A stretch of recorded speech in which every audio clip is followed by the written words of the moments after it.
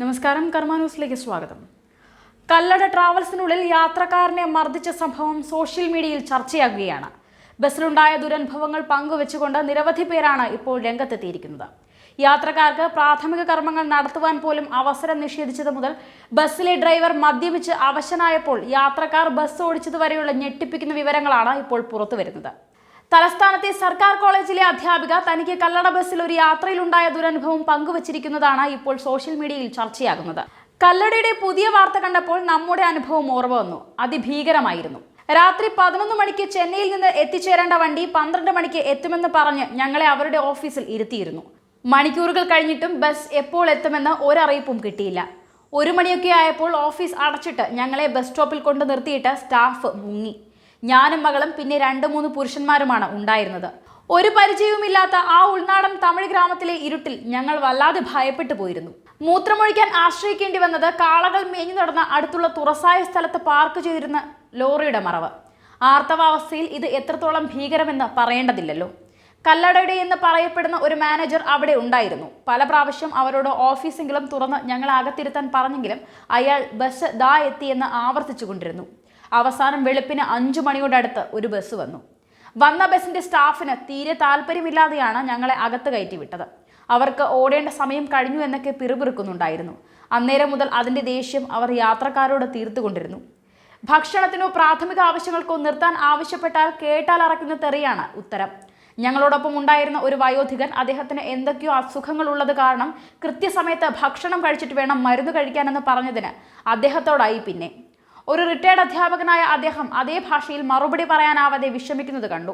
ഈ ആവശ്യം പറഞ്ഞതിന്റെ പേരിൽ എന്നാൽ ഇനി ഒരിടത്തേക്കും പോകണ്ട, ബസ് ഇവിടെ കിടക്കട്ടെ, പിന്നെ നിങ്ങൾ എന്ത് ചെയ്യുമെന്ന് കാണട്ടെ എന്ന് ആക്രോശിച്ചുകൊണ്ട് ഗുണ്ടകൾ എന്ന് തന്നെ വിളിക്കാവുന്ന അതിലെ സ്റ്റാഫ് ബസ് വഴിയിൽ ഒതുക്കിയിട്ടു. രാവിലെ 7 മണിക്കെങ്കിലും തിരുവനന്തപുരത്ത് എത്തേണ്ട ബസ്സിൽ പിറ്റേ ദിവസം ഉച്ചയോടെയാണ് ഈ സംഭവം എന്നോർക്കണം. നേരെ ഭക്ഷണം പോലുമില്ലാതെ കുളിക്കാതെ ബസ്സിലും പുറത്തുമായി ഏകദേശം 13 മണിക്കൂർ കഴിഞ്ഞിരുന്നു. അപ്പോൾ അവശതയും ഭയവും വല്ലാതെ അലട്ടിയ ഞങ്ങൾ അവരുടെ കൈയും കാലും പിടിച്ച് മാപ്പ് പറഞ്ഞിട്ടാണ് ആ ഓണം കേറാമൂലയിൽ നിന്ന് ബസ് എടുക്കാമെന്ന് അവർ സമ്മതിച്ചത്.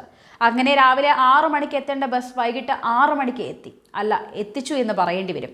ഈ സംഭവം അന്ന് തന്റെ മകൾ ബസ്സിലിരുന്ന് ഇട്ട പോസ്റ്റ് വായിച്ചിട്ട് ചില സുഹൃത്തുക്കൾ തിരിച്ചെത്തിയ ഉടനെ ഉപഭോക്തൃ കോടതിയെ സമീപിക്കണമെന്ന് ഉപദേശിച്ചെങ്കിലും ഒരു സാധാ മലയാളിയെ പോലെ വയ്യാവേലിക്കൊന്നും പോകാൻ എനിക്ക് നേരമില്ലേ എന്ന തീരുമാനം കൈക്കൊണ്ടതിൽ ഇന്ന് ഖേദിക്കുന്നു. കല്ലടയ്ക്കെതിരെയുള്ള എന്ത് പോരാട്ടത്തിനും എൻ്റെ ഐക്യദാർഢ്യം എന്നായിരുന്നു അധ്യാപികയുടെ ഫേസ്ബുക്ക് പോസ്റ്റ്.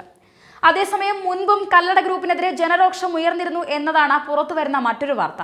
2 വർഷം മുൻപ് ഈ സംഭവത്തിന് സമാനമായ വാർത്തയുണ്ടായിരുന്നു. ആ സംഭവത്തിലും കല്ലട ബസും തൊഴിലാളിയുമായിരുന്നു വില്ലന്മാർ. അന്ന് കല്ലട ബസിന്റെ ഡ്രൈവർ മദ്യലഹരിയിലായതോടെ യാത്രക്കാരനാണ് ബസിന്റെ നിയന്ത്രണം ഏറ്റെടുത്ത് യാത്രക്കാരെ ലക്ഷ്യസ്ഥാനത്തെത്തിച്ചത്.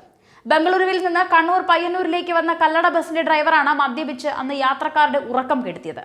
പതിവായി ഇതുവഴി രാത്രികാല സർവീസ് നടത്തുന്ന ബസിന്റെ ഡ്രൈവർ പയ്യന്നൂർ സ്വദേശി വിനയനാണ് അന്ന് പിടിയിലായത്. അന്ന് രാത്രി 9 മണിക്കാണ് ബസ് പുറപ്പെട്ടത്. മദ്യപിച്ചെത്തിയ ഡ്രൈവർ വിനയന്റെ പെരുമാറ്റം അത്ര പന്തിയല്ലായിരുന്നു. ഇതോടെ യാത്രക്കാർ പരിഭ്രാന്തിയിലായി. ക്രിസ്മസ് അവധിയായതിനാൽ നിറയെ യാത്രക്കാരും അന്ന് ബസ്സിലുണ്ടായിരുന്നു. യാത്രക്കാരുടെ ജീവന് പോലും അപകടമാകുന്ന തരത്തിൽ ഡ്രൈവർ വണ്ടി ഓടിക്കാൻ തുടങ്ങിയതോടെ ഒരു യാത്രക്കാരൻ ബസിന്റെ നിയന്ത്രണം ഏറ്റെടുത്ത് പിന്നീട് വളപട്ടണം എത്തിയപ്പോൾ പകരം ഡ്രൈവറെ പോലീസ് ഏർപ്പെടുത്തുകയായിരുന്നു. മാക്കൂട്ടം ചുരം എത്തുന്നതിന് മുൻപ് യാത്രക്കാരൻ ഇടപെട്ടത് മൂലം വൻ ദുരന്തമാണ് ഒഴിവായതെന്ന് പോലീസ് പറഞ്ഞു. ബസ് കസ്റ്റഡിയിലെടുത്ത പോലീസ് മദ്യപിച്ച് വാഹനം ഓടിച്ചതിന് വിനയനെതിരെ കേസെടുത്തിരുന്നു. സ്വകാര്യ ബസ് ഉടമകൾ നടത്തുന്ന ഇത്തരം കൊള്ളരുതായ്മകൾ ഇനിയും കണ്ടു നിൽക്കാനാവില്ല. ഏതായാലും അല്പം താമസിച്ചാണെങ്കിലും KSRTC ബസ്സിൽ പോയാൽ മതി, തല്ലുകൊള്ളാതെ എത്താമെന്നാണ് സോഷ്യൽ മീഡിയയിൽ പരക്കെയുള്ള ഇപ്പോഴത്തെ സംസാരം. ന്യൂസ് ഡെസ്ക് കർമ്മ ന്യൂസ്.